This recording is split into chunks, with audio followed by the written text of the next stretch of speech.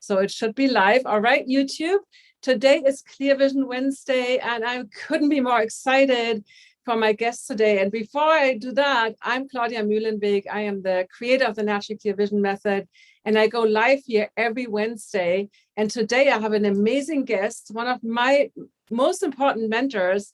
She really helped me reach or change my diet from what I thought was a healthy diet to a really healthy diet, and my eyes are more sparkly than ever. Dr. Ritamarie Loscalzo, and she is the founder of the Institute of Nutritional Endocrinology, has been practicing holistic medicine for for over 30 years. And welcome, Dr. Ritamarie. You can maybe share the rest. Thank you so much for having me here. Yeah, I love the work that you do, and I was actually introduced to the work that Claudia does decades ago, and when I first got into holistic medicine, and it made a huge difference for me. And then when I met Claudia and I found out what she did, I joined her program so I could get my refresher. And I don't wear glasses anymore. Now, I can't say I have perfect vision because I'm not a perfect student. But if I was a perfect student and was doing all the things I was supposed to do, I would, because I went from not being able to see the big E on the chart to now I just go around without them on. And I was standing by my husband's computer, like behind his back. So, pretty far back. And I was reading his screen and I'm like, oh my God, it's amazing. So the work that you do is just so profound. And I haven't worn contacts in probably 4 years. And occasionally I wear glasses when I drive at night, but I haven't done that in a long, long time. So I'm really just it's a perfect opportunity for me to get back into doing all the stuff I'm supposed to be doing so I can make it better and better and better. So I don't need anything at all. So it's exciting. Your vision has definitely improved. I mean, your vision has improved and you still need them for driving. But yeah, I mean, I've seen you at conferences, and you were never had an issue reading the big text on the slides in the front. So I know it's not like you're not sitting there like living in a blurry world. But anyway, today I'm super excited because your talk is Eat Right for Your Sight. And I added the delicious because one thing I learned from you is that healthy food doesn't have to taste healthy. Everybody's like, oh, I want to eat my chocolate. And, and I hear all these things. I'm like, you can, you just have to know how. And so I'm super excited that you're going to share your secrets today with us and why, because you focus on hormones, because I never put eyesight and hormones together in the past. Like I was like, what hormones? Isn't that sex hormones? I didn't even realize before I met you the whole depth and how this all connects. So I'm super excited so take it away. I don't want to waste too much time with us chatting, even though I love to do that. Yes, I love to do that too. So I'm going to share my screen and I'm going to share a presentation that I put together. And I have some really pretty pictures at the end of the foods you can be eating. So let me do this and you should see my screen. Yes. So it's Eat Right. And I added this because Claudia said, yeah, I add the deliciously for your sight. So as she said, I'm Dr. Ritamarie Loscalzo. I've been in practice as in holistic, integrative, functional medicine, or what I call nutritional endocrinology, for the last 30 plus years, and got here because of my own health issues. And my health was falling apart and none of the doctors could figure out why. At 25, I had doubled over pain whenever I ate, or brain fog and problems with my sinuses. And I just didn't feel right. I couldn't remember people's names even. And I wasn't getting any answers except for here's a prescription. Oh, we're going to cut out some things in your sinuses and that'll make you better. And finally, the last straw, when the doctor said, you don't have an ulcer, but we don't know what you have. Here's some ulcer medication.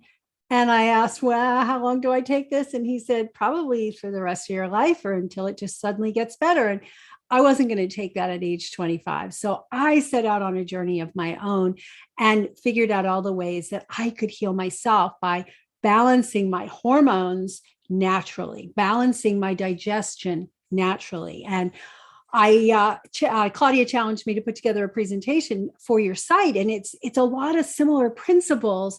It's just a matter of very specific nutrients that we want to make sure that you're getting in your food and possibly in supplements in order to be able to have excellent sight. And excellent sight is not just about like 20/20 and nearsighted or farsighted, but it's to help you to have healthy eyes so you avoid the pathological things that can happen to your eyes that are considered age related. And Claudia and I always snicker about that term, age related. No, it's not age related. It's most of the stuff we get that's age related is not, it's bodily abuse or bodily imbalance related. And there are things we can prevent and even reverse no matter what your age. So there are 3 ways, actually I added a 4th one, that vision choices impact, or that your nutrition choices impact your vision. One is foods that cause inflammation. There's certain foods that create inflammation in your body. And guess what? Your eyes are part of your body. And when your eyes are inflamed, it affects your vision and it affects the health of your eyes. Nutrients and food. There's very specific nutrients and food that support healthy vision.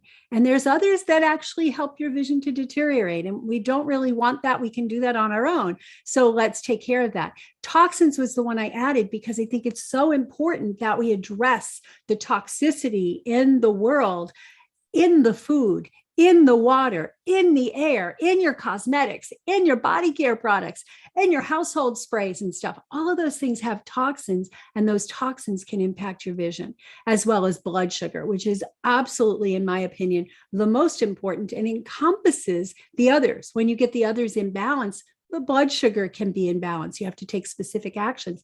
And most people don't even think about their blood sugar as related to their vision. And I remember one client who reported to me, and she was in the same program that Claudia was in. And she said she went to her eye doctor and she had just signed up her husband for my program for balancing blood sugar because he had been diagnosed with diabetes. She went to the eye doctor and the eye doctor said, you better get your diabetes under control because, it's messing with your eyes. And she goes, diabetes? Oh, no, you're getting me confused. It's my husband that has diabetes. And he said, no, I'm looking at your eyes and your eyes have diabetes. He says, but I don't have diabetes. My doctor never told me. He goes, your eyes are showing the signs of diabetes. And she got really upset about that. And she decided to do the program herself. And a year later, she went back for her annual vision exam and all of those changes were gone. Okay, so that's the stuff that you have the power over. And that's the stuff that your choices, without even realizing it, way before your doctor will diagnose you with diabetes or insulin resistance or blood sugar imbalance or a heart attack waiting to happen or any of those things, the changes are happening right here in your eyes. And the beauty of it is when someone looks in, an optometrist, an ophthalmologist, whoever you see, looks into your eyes, they actually see the blood vessels. You don't see that elsewhere. You actually see what's happening to those blood vessels, and you can actually change things and turn your health around by making sure that you're getting your eyes checked. So this is my belief about the brokenness of the Western medical system. And I'm not saying we shouldn't have a Western medical system. Bring me there if I'm shot, if I'm falling off a ladder and I'm bleeding out and I have broken bones. They are perfect for trauma care. But the training teaches them to look for a diagnosis. So put a person in the box, ask a bunch of questions, and then label the box. That's your diagnosis. So based on whatever symptoms, you have a single diagnosis. And then there's a single point of intervention, a single cure. And the reality is that doesn't work because those medications, just like the ones I was taking in my early 20s, they are covering up symptoms, not handling the root cause. And the root cause is really about how people are eating. And you'll see that this is my revised version of the pyramid that usually has a bunch of grains and breads and things at the bottom, which is probably the worst thing you can do for your blood sugar. Water.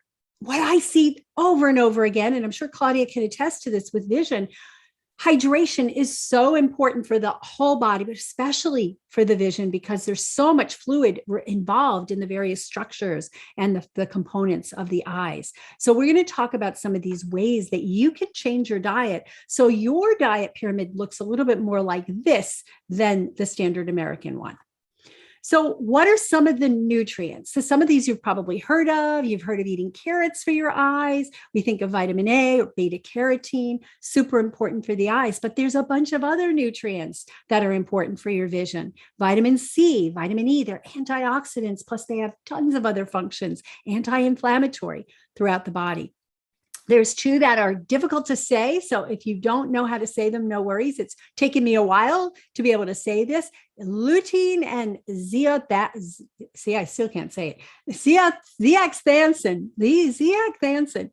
And they actually are related to macular degeneration and the formation of cataracts. And when I say they're related, I mean the deficiency of these. And so many people are deficient in these because there's some foods that are not part of the McDonald's culture, not part of the standard American diet that have these foods in them, especially things from the sea. And a lot of people are averse to eating things from the sea. The other thing that's super important for your eyes is omega-3 fats, in particular one called DHA, dihydroxy, blah, blah, blah. Yeah, I don't like to say these long words. I like the acronyms. So anyway, omega-3 fats, DHA is an important one. But the problem with the most people in the Western world anyway, is they don't get enough of the omega-3s and they get more of the omega-6 fats. Omega-6 fats are in all the vegetable oils. They're in, nuts and seeds and cottonseed oil and sunflower oil and safflower oil and in meats and dairy products and eggs. And those omega-3s can be inflammatory. So we want a balance between omega-3 and 6 so that you can have healthy eyes as well as healthy inflammatory processes throughout your body. So these same omega-3s that can protect your sight can also protect your heart and your lungs and your liver and your pancreas. And then there's another fat called GLA. It's the one of the omega-6s that tends to be more deficient because when people eat their stuff I just told you about, the sunflower seeds and the sunflower oil and the soybean oil and all that, they need to be converted to this GLA, which is an anti-inflammatory omega-6. And because of the nutrient deficiencies, B vitamins, vitamin C, copper, biotin, and a number of others, they are not converting properly this stuff they're eating, and they're just keeping it sitting in this inflammatory pathway. So GLA is another one, and zinc is another one, and super important for night blindness. Is this an exhaustive list? No, there's a lot of other nutrients, but we only have like an hour here to talk together today. So that's all I'm going to include today and share with you. So what are some foods that are especially good for eye health? Well, nuts and seeds are, if you eat them in the right proportion and you eat them raw, not heated. Whenever you heat a fat, it oxidizes it. It changes the structure chemically, and it makes what's called free radicals, which go around the system and try to gobble up at various cells to stabilize themselves. So you don't want to heat fat. So raw nuts and seeds, not the planters, dry roasted nuts in a can, even if they don't have oil, those are not what's going to support your vision health and your overall body health. But things like walnuts are essential. They're really good, important sources of omega-3 fats. They're actually the only nut that is high in omega-3s. A lot of seeds are, but it's the only nut that's high in omega-3s. Brazil nuts are super important. Why Brazil nuts? Brazil nuts contain a lot of nutrients, but one in particular called selenium. And selenium is an important nutrient for thyroid function, for your metabolic rate. Why is that important for vision? Your metabolic rate controls the reproduction and detoxification and the activity of every single cell in your body, including the eyes. And if you have sluggish thyroid function, it can affect the eyes. And then cashews, which are high in zinc and some other important minerals, and they're balanced in omega-3 and 6. They don't have much of either. They actually have a lot of monounsaturated fats, and that's a story for another day. So the walnuts are good sources of omega-3. The Brazil nuts, even though they're sources of omega-6, have that nutrient selenium, which is hard to get in other foods. And then cashews have zinc and other things that are really important. The seeds, flax seeds, hemp seeds, and chia seeds are all three high in omega-3 fats. The other one that I could sneak in there that's a really good source of zinc is pumpkin seeds. But again, you've got to be balancing it, like with Brazil nuts, balancing it with the others to make sure you don't get too much because it's high in omega-6. So these are essential for good eyes health. Not necessarily these nuts and seeds themselves. You may have allergies to them or whatnot, or inability to digest them, but getting the right balance of omega-3 and 6 is super important. And since we're talking about food, these are great sources. Another set of foods that are good for eye health are legumes. And legumes are in this controversial these days area. Like keto people are like, don't eat legumes, they're too high in carbs. And plant-based people are eat lots of legumes because they're high in carbs, but because they also are a good source of proteins and minerals without the toxicity of animal products. So I personally don't eat legumes just because I have blood sugar imbalances, and we'll talk about that in a bit. I eat sometimes a little bit of lentils, and I eat them sprouted, but I don't necessarily eat them cooked or I eat them in small amounts because I'm careful. But if you don't have, if you don't have the kinds of genetics I have, and you can tolerate these, some people tolerate the legumes beautifully. They handle them well. They don't get digestive upset from them, and they don't get blood sugar swings by all means, because they're loaded with bioflavonoids and zinc, especially kidney beans, black beans, and lentils, which is amazing nutrients for your eyes. What else is good for your eyes? Well, these are my favorites. Leafy greens. This is my typical breakfast, lunch, whatever you want to call it, my typical first meal of the day. And we'll talk more about breakfast later. And I have a little gift for you. The leafy greens are rich in the lutein and zeaxanthin. They're also good sources of vitamin C and lots of beta carotene. They're also abundant in minerals, the abundance of minerals, and good plant-based protein, easy to digest protein. So kale, for example, is a very rich source of lutein and zeaxanthin. It also protects the eye tissue from sunlight damage. And that can contribute, the sunlight damage can contribute to age-related macular degeneration. And this is an area of big controversy in the vision world, right? We got to wear sunglasses to protect our vision. No, that's not what I'm saying. But you got to be careful about your vision. You're not going to sit there and stare at the sun and have damage to your eyes, but your eyes need sunlight. So it's finding that balance. And then the kale will actually protect you from some of that damage.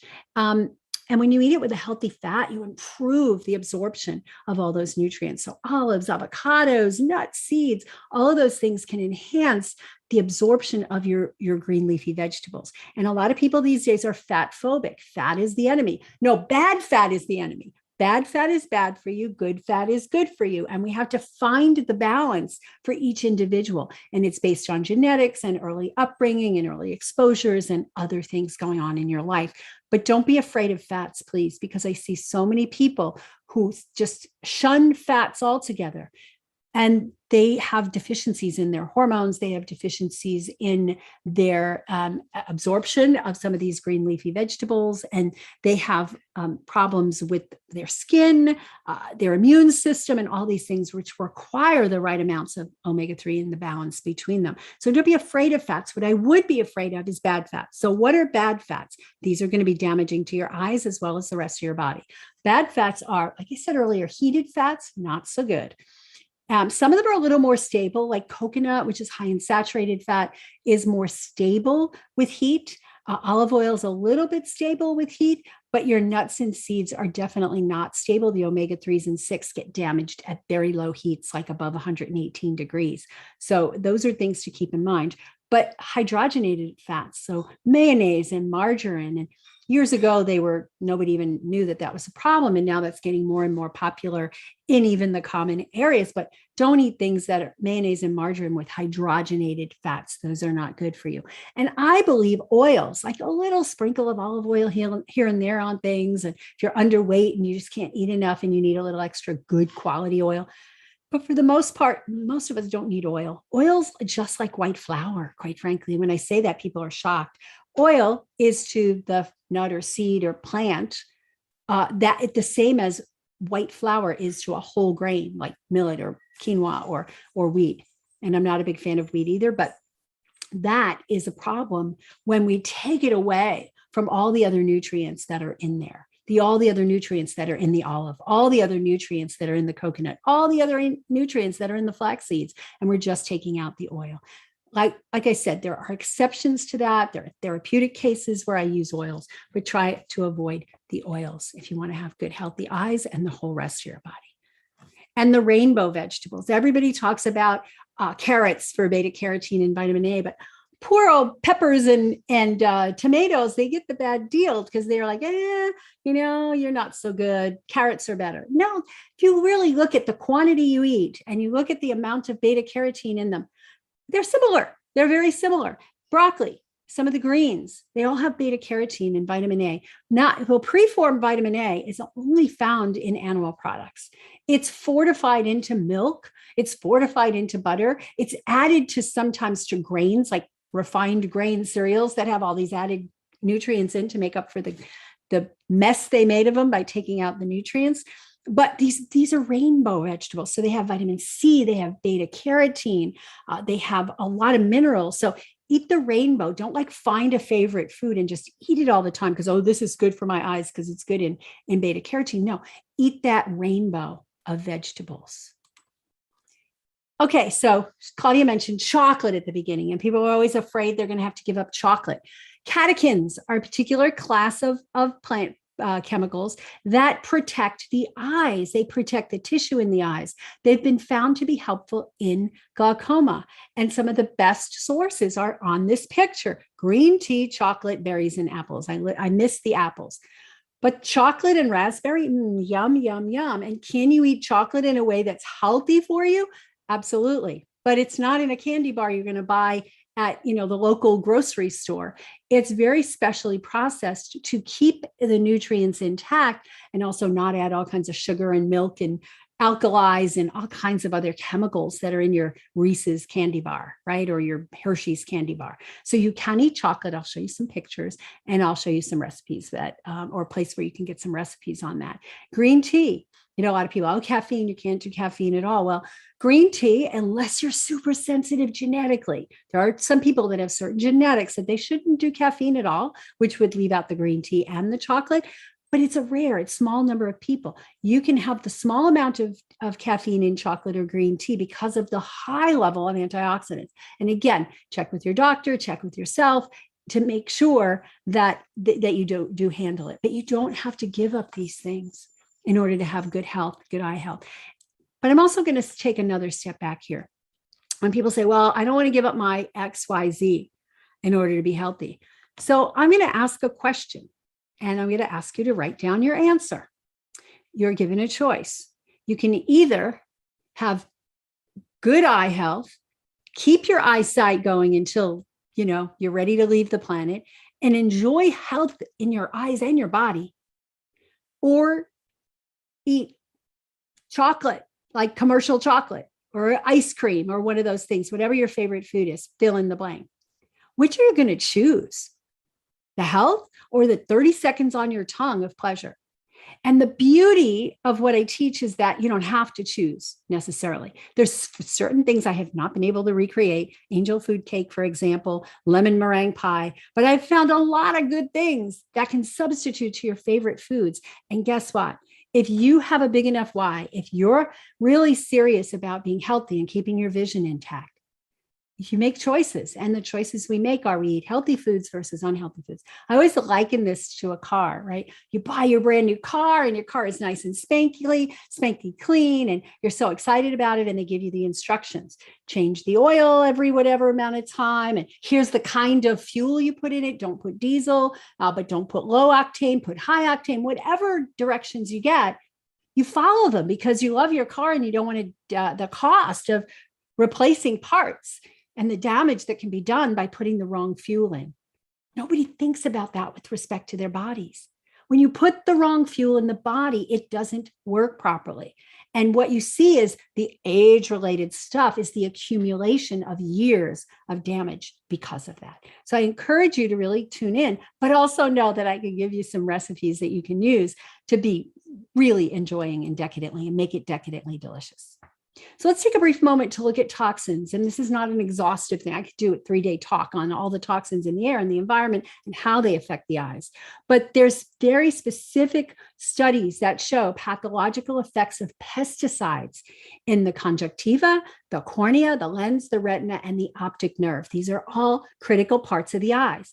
So if you have toxins in your food, in your water, in your cosmetics, they can be damaging. And pesticides are all over the place, right?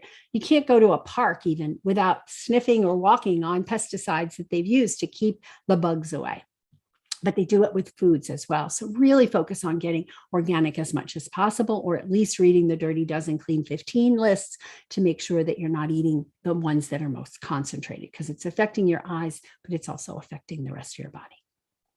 It's been exposed in agricultural workers who are handling pesticides all the time, higher incidences of retinopathy. That's pathology of the retina. Retinopathy is also linked to something else that those workers are probably doing, is loading their body with sugar and throwing off their sugar balance and having insulin resistance. And that's what the doctor detected in the client I was telling you about earlier when he looked in the back of her eyes. Retinopathy, pathology of the retina. And when that happens, you can go blind, and sometimes it's irreversible. It's also been associated, the pesticide exposure, with abnormal ocular movements. So that's the movements. And that's what Claudia spends a lot of time teaching us, to move and move our gaze of vision and keep that going. And if we have problems with that, you can't really have good vision, right? So there's a big danger with the pesticides. Like I said, I just touched on pesticides. There's a lot of other chemicals that are in your cosmetics, that are in your hair care products that people spray around their homes, paint that you paint the walls with, the flooring, the carpeting with formaldehyde. All of those things can have a negative impact. So I'm not saying go and, okay, what are you going to do? Move into this pristine environment all at once, but no, evaluate. Start with the ones that you are most exposed. Filtered water, clean food, right? And then you can move into replacing some of those other things, because it will have an impact overall on your health and on your vision. But the big problem with food is that it causes insulin resistance in the body, blood sugar dysregulation, which is a precursor to diabetes. And when you have this imbalance in blood sugar, it affects the eyes big time. And retinopathies are actually, diabetic retinopathies leading to blindness are actually listed of all the dire consequences of diabetes. And I like to list them as three: blindness, amputation, and dialysis. Those are the three like really end results of not taking care of this early. But the issue is, you may say, I don't have diabetes. I don't have diabetes in my family. I'm fine. The doctor said I'm fine. I went to the doctor. My fasting blood sugar is fine. First of all, fasting blood sugar is not a good indicator, because it's one of the last things to go. And they'll usually tell you when you're like on the brink of diabetes or already have it. Wouldn't you like to know beforehand? And wouldn't you like to be taking steps to prevent getting there, to keep your eyesight intact, but also the rest of your body intact? So we, on this picture, if I were to say to you, on the left-hand side, are those good for your blood sugar? Are those things that can cause diabetes? You go, of course. Look, there's donuts and lollipops and all soft drinks and all the stuff. And on the right-hand side, you might say, oh, well, those are all fresh foods, so those are all going to be good for my eyes and good for my retina, by my blood sugar. And then the ones in the middle, a lot of people say, yeah, they're good. Oh, yeah, they're good. But some say, no, there's gluten there. There's white flour. The truth of the matter is, all three of these places, you can have problems with your eyes. You can have problems with your insulin resistance. You can have problems with diabetes, prediabetes, what I call pre-insulin resistance. It just depends on you. For most people, eating abundance of really good fresh fruit, and there's coconut in there as well, and lemons and limes, that's fine. But for some, you have to be careful about which ones, because they can raise your blood sugar. And there's ways to eat them in combination with other things. So it's super important that I believe that people learn how to test their own sugars and to determine which foods are great and which foods aren't. So obviously the ones on the left, boom, gone, you should avoid those. The ones in the middle, most people are going to have most people probably should avoid those as well. All right. But the ones on the left, that's where you test and you figure out what's right for you. I was eating pineapple, a lot of it. I love pineapple and mango and papaya. They were my favorites. And I would eat them fairly regularly, a few times a week. And when I started testing my blood sugar, I discovered that if I ate them alone in the quantities I was eating it was shooting my blood sugar up to 160s, which, if you know anything about blood sugar, that's bad. That's not good. What I did learn is how to reset my insulin receptors, which is what Claudia did in a program she did with me. And then I can eat pineapple, but as long as I eat it with a big salad or a big green smoothie, right? I don't just sit down and eat a big bowl of pineapple or a whole pineapple.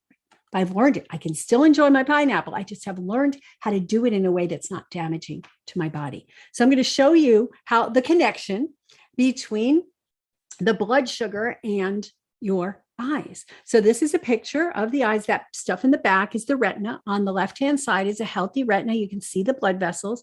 That's what an eye doctor, optometrist, ophthalmologist, whoever you're looking at, has that machine. They look and they see in the back of your eye. They're looking for this. Nice, nice, nice. On the right-hand side, you see these patches, these like big globby things. That's an unhealthy retina. And that's a retinopathy, either early stages, developing. We don't know when we see it how long it's been there, but that's a problem. And what they found was it develops at pre-diabetic blood sugar levels. That 60% of the people who had retinopathies had fasting glucose below 126, which is the cutoff in medicine, like you're diabetic. But 60% of them already had these changes before they reached the cutoff. Do you think maybe we should change that cutoff, right? We should tell people earlier so they don't get to this point. And then there were anywhere from 7 to 13% had glucose below 100 and they still had changes, right? So we have to find those ideal ranges. And only 1 in 10 had what was considered by medicine to be abnormal 2-hour post-meal sugars by medical standards. So that's a very small amount. So if you use the standard medical approaches, like this is what fasting should be, and they say it should be below 100 is fine and nothing's wrong. And above 100 to 120, 126, depending on what clinic you're going to, they'll say you're insulin resistant, pre-diabetic, and over 120, 126, you're found to be diabetic. Those numbers need to change because a lot of people in their 90s, I had another guy who didn't even know he had a problem. He was having tingling in his feet and he went to the doctor and he said to the doctor, could this be from diabetes? He like, no, it can't be diabetes. You don't have diabetes. Your fasting blood sugar is only 98. And he's like, okay, so what is it? We don't know. All right. That's the standard medical answer when they don't know, because they don't know the science of the nutrients and the hormonal connection with nutrients. Anyway, he went and got a hemoglobin A1C test, heard about that somewhere, went and got it. And hemoglobin A1C should be, around 5-ish to be healthy, a little bit below. In medical standards, even above 5.6, you're considered insulin resistance. And then above 6.5, you're considered diabetic. His was 10. But his fasting glucose wasn't showing it, right? He started to do the kind of testing that we teach, which is testing your foods after you eat. And he discovered he was having huge spikes. But the sad part is, even after he started to get it to go down, he started to get this blurry vision stuff. And it turned out he had retinopathies.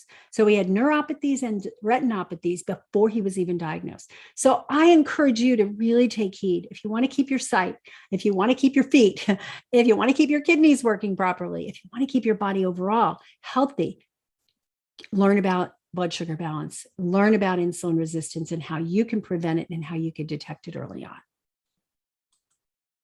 So here's some other herbs that support eye health because they support blood sugar balance. You may have heard of some of these. I don't have time to go into each and every one of these in detail. We do that in our practical herbal therapeutics class, but gymnema, berberine, olive leaf extract, mamordica, which is bitter melon, and then vaccinium, which is bilberry. And blueberries have a similar effect as well.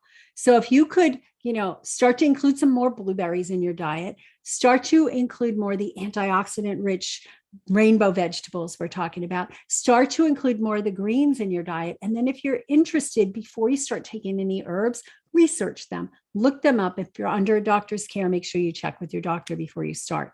Berberine is one of the easiest ones to start, but the risk you run if you do berberine too much is that you can end up messing with your gut flora, and the bugs in your gut go, "Ooh, this berberine's trying to kill me. I'm going to evolve." So berberine doesn't work. And then if you really do need it, it doesn't work anymore. But these are all, there's medical studies all showing that these support blood sugar, and that's in turn supports eye health. These are the foods that people don't like me when I tell them about, right? These are the foods you need to avoid for good eye health. You need to avoid sugar, flour. Flour is just processed from a plant and it's just pure starch, right? It doesn't have all the nutrients intact. One of my colleagues talks about flour like cocaine. She says, yeah, you go to these poppy plants and, these other plants and you extract out this white powder.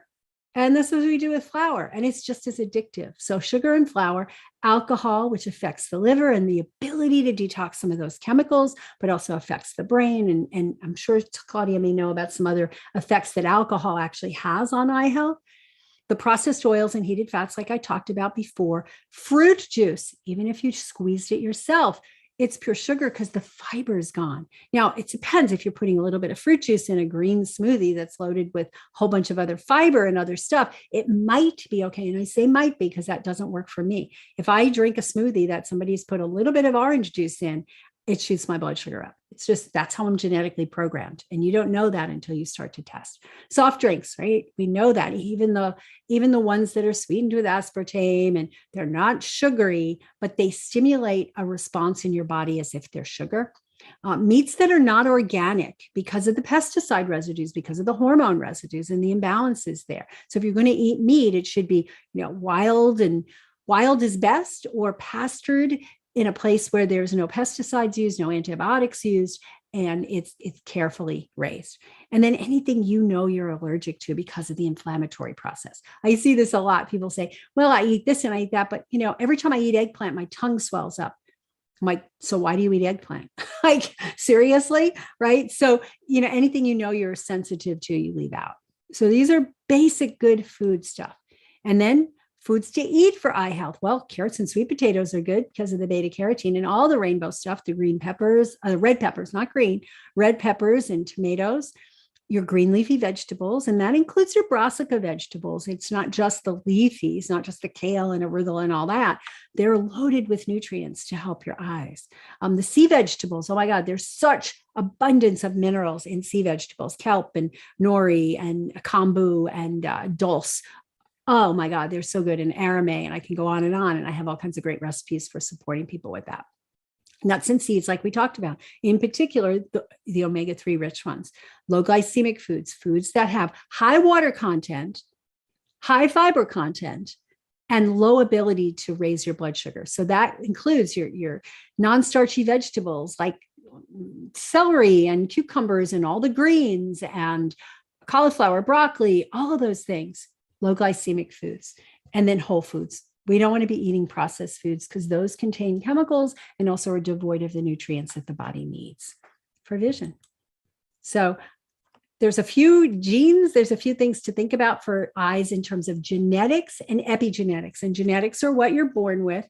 Epigenetics, some of that you're actually born with because it was passed on from parents, but it's the ability of the environment and the diet to affect your genes. So there's specific genes, AMD genes, if you have them, that makes you at higher risk for the macular degeneration, but also things that in your life that you can control: stress, your exposure to toxins, foods, deficiencies of nutrients, especially the ones we just talked about. EMFs, right? There's tons of them around. I'm standing in this swarm of EMF fields because I have 2 monitors and I have cameras and lights and all that. So I have to protect myself from that when I leave my office. And in fact, a lot of times I don't work in my office. I'll go down and take my laptop and sit outside where I'm getting sunlight and it's diffusing some of the EMF. That's stuff we can't completely avoid, unless you want to go live in the rainforest or at the top of a mountain somewhere, but minimizing it. And the blue light, right? Some people wear blue light blockers. I know Claudia has mixed feelings about those. But the best way is to not expose yourself to the blue light from the phone and the computer late at night, which is going to be interfering. Like during the day, it's diffused with other lights from the other sources. But at night, there's no other light. And it's just this blue light that can have an effect on your eyes. So Claudia mentioned my book, my breakfast book. I have this book, and actually the shortcut link she'll put in the chat is drritamarie.com/breakfast. So you don't have to spell all that out, but it's a really cool book because I think that when you're making changes, you want to start small. You don't want to start with like I'm going to change everything all in 1 week. Then you give up and you're back to eating Twinkies. You know what I mean? So don't try to do it all at once, but I always have people start with one meal and really master that one meal. Breakfast is another one of those controversial things these days with intermittent fasting and all. I eat breakfast, but I don't eat it in the morning. So I do a fast until about noon, between noon and 2. I eat my first meal, but I use the guidelines in here. There's 5 particular components you want in every breakfast. I give you some menu layouts and I give you lots of recipes that you can use. So start with your breakfast. It's when I say hormone hacking, it keeps your insulin levels in check, which is a hormone that controls blood sugar. It keeps your thyroid hormones in check. It helps support adrenals. So it's a really good balance of foods and nutrients that take in a lot of the stuff I talked about today, but help you to put it into real action with real recipes and real menus. So Claudia asked me to put some pictures of things, and this might be what you would envision seeing. I mean, these look really good compared to just eating celery sticks and carrot sticks, won't you say? But this is a nice stir fry with mushrooms and lots of brassicas. And this over here is a really beautiful salad with some sprouted walnuts and hemp seeds. I'm incorporating all those things in there, the greens, some of the red bell peppers that have the beta carotene. So this was a yummy salad. I even put little bits of mango in there, which is a really good source of vitamins. And because I had all this other stuff, it was great. I have sprouts in there. So these are meals that actually incorporate the principles that I'm telling you about. But so are these. These are new. These are foods that I make for special occasions. I don't eat them every day, but they're all balanced. None of them contains refined sugar. They're sweetened with either lohan or stevia, or in some cases, this is coconut, and there's not even any sweetener in here because the coconut is so sweet. And these are one of my favorite desserts from when I was a kid, which is cannolis. And I struggled with for years, how do I make cannolis that are healthy? Because I didn't eat them for many, many years. And there you go. So you probably go to my blog and find the cannoli recipe, or those of you who are in my membership, we have all these recipes in there. These chocolates, these are made from coconut and whole 100% chocolate. Claudia and I always talk about, she loves this 100% chocolate bar. I do too. I love eating these little 100%, but I like to make for other people and also for myself sometimes these sweetened ones. So these would have coconut in them, and they have some stevia or lohan or whatever your favorite low glycemic sweetener is. So all these things are recipes that you can get in our membership site. And then this one is a coconut cake. Like really, it was so delicious. And okay, this was a challenge I had. Somebody sent me it was a post from Facebook, and it says, oh yeah, the next thing you know, people are going to be trying to make Reese's peanut butter cups with cauliflower, because cauliflower, everybody's, using cauliflower and everything, right?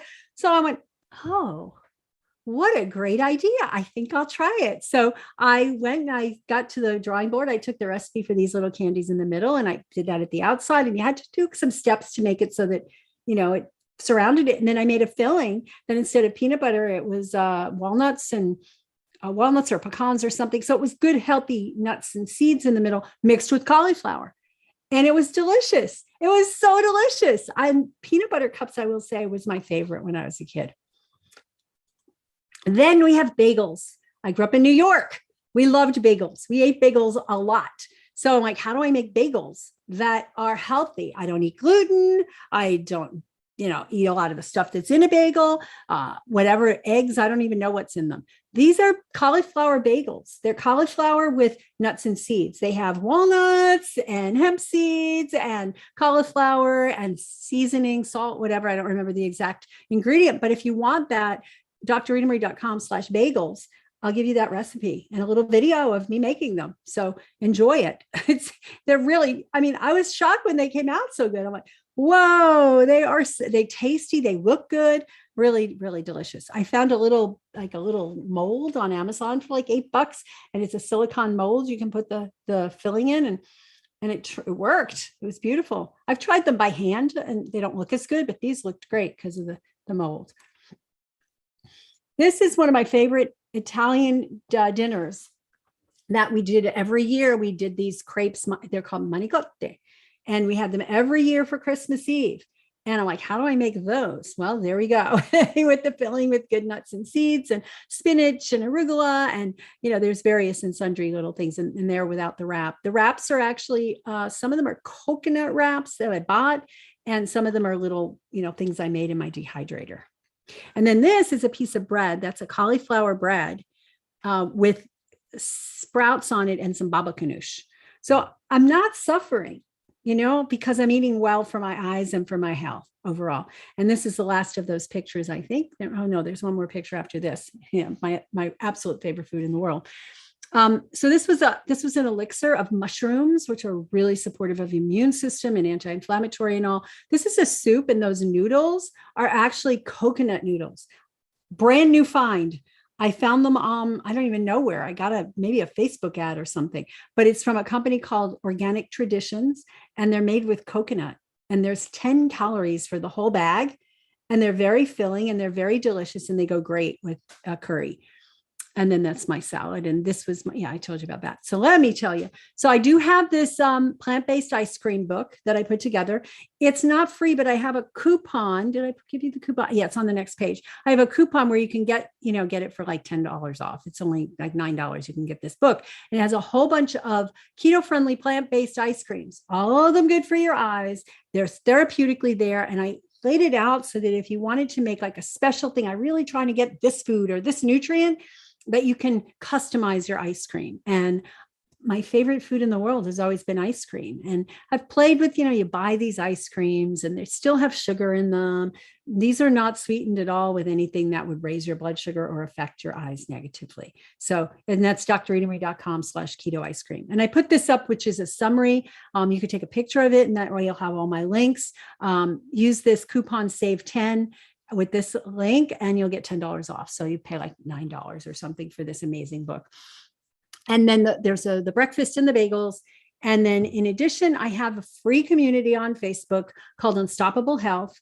And I put recipes, I put up pictures, people in the community contribute. And we have a whole section in there I think they now call it guides section, where we put a lot of recipes that people have put in there that are really, really yummy and delicious. So that's all I have for you today. I hope this was helpful. I hope I gave you some insights. I know I've seen some of you before on some of Claudia's presentations. So I hope I gave you a few new things to think about, or at least inspired you more to make some changes to protect your eyes, protect the rest of you, because you only get one shot. Thank you. Thank you so much. This was amazing. And we don't have any questions on YouTube. We have a few on Zoom, and before we shut the YouTube live off, I do want to read some of them because I think they might be interesting for other people. Just to so one person here had a question: how about sprouted grain breads or cereals, which is popular item in healthier food stores? Yeah, so most of those sprouted grain breads are wheat, and a lot of people, I would say large percentage of the population has sensitivity to gluten. So I'd be careful with that. If you can find gluten-free ones, those are fine. And if you make them yourself. So what I would do is you can sprout the grain, like say I've done it with quinoa. So you sprout the quinoa. It's very easy to do. You soak them, and after a few hours you rinse them, and then you get this little tail. You stop that happening, and then you put them in the food processor. And I usually add other things to it. I add a good omega-3 fat to it. I might add vegetables to it to make them a really hearty bread. And then I put it in the dehydrator. So the Essene breads, the sprouted breads, are generally speaking, they're not baked. They're usually done at a lower temperature, and they're dehydrated versus baked. So they can be good, but be careful about the gluten. And also monitor your blood sugar with it, right? If it causes your blood sugar to go skyrocketing, it's not good for you. Speaking of blood sugar, so the last question before we turn the YouTube live off is, how long after eating do you test your blood sugar? So that was, by the way, that was the epiphany for me, because my fasting blood glucose was always perfect. And but after eating, I'm like, oh my God, I had no idea it would shoot up with certain foods like crazy. So yeah, how long, do you how test? long after eating? It kind of depends on what you're eating, but the general guidelines I use when I'm first teaching people how to do it is I actually have them test every 15 minutes to find what's called their peak. Because the way that glucose is, it's down like this, and then you eat and it goes up, hits a peak, and then comes back down. Ideally, it should be back down to the baseline at 2 hours. What medicine is telling people is that if as long as it's below 140 at 2 hours, you're okay. No, no, no, no, no. You are in serious trouble if your blood sugar is at 140 at 2 hours. So I basically will have people test to determine when their peak is and then when it starts to come down. And that will allow you to, every 15 minutes allows you to figure that out. And then after you've figured it out, then you don't have to do it quite so often. Most people peak at between 45 minutes to an hour. Some people as short as a half an hour. Depends on what you eat. If it's a high glycemic food, it's going to shoot up higher more quickly. And if it's a lower glycemic, but it's like glycemic mixed with some fats or some like carbohydrate grains, not grains, beans. Beans tend to maybe the peak might not be until an hour and a half, but everybody's a little bit different. So that's what I recommend. Thank you. Yeah, and I found the same thing, about 45 minutes to an hour. And also depends on how long it took me to eat that meal, right? Some meals you might eat in 15 minutes or 20 minutes, and other meals you kind of drag on a little bit. So yeah, first of all, thank you so much. The thing, not a single recipe from you that I've tested was not uber delicious. So good. I love that you have this, like, I don't even know how you created these hundreds of recipes that you have, because I am pretty good like making stuff up, but your recipes are just like, wow. And I know you always test like the peanut butter cups, right? How you're like, how can I do that from like a scientific kind of perspective? So I love that you just, I gave you a bunch of challenges too. Like my favorite cookies were some Florentines cookies that we made in Germany, and you found a version to make them sugar-free, gluten-free, super yummy and delicious. So yeah, that's what I love about your scientific like approach. Like, I don't have to suffer. I can make but here's the thing, right? It's not like, even though these are healthy chocolates and healthy desserts and healthy treats, it doesn't mean that we should replace our green smoothies. No. Right? I mean, yeah, you have to have the basics, but they're a treat, right? Right. You don't have to give it up, but that's not the mainstay of your meal. If it was, you'd be nutrient depleted, right? You have to have all the green leafies and the rainbow vegetables and the good fats and all that. Yeah. Anyway, so thank you. There's no other questions on YouTube, so we will end the YouTube live. So goodbye, YouTube. By the way, there's no Clear Vision Wednesday next week. Next week, I'm traveling to an event. So that will be let me stop the live stream. Goodbye, YouTube.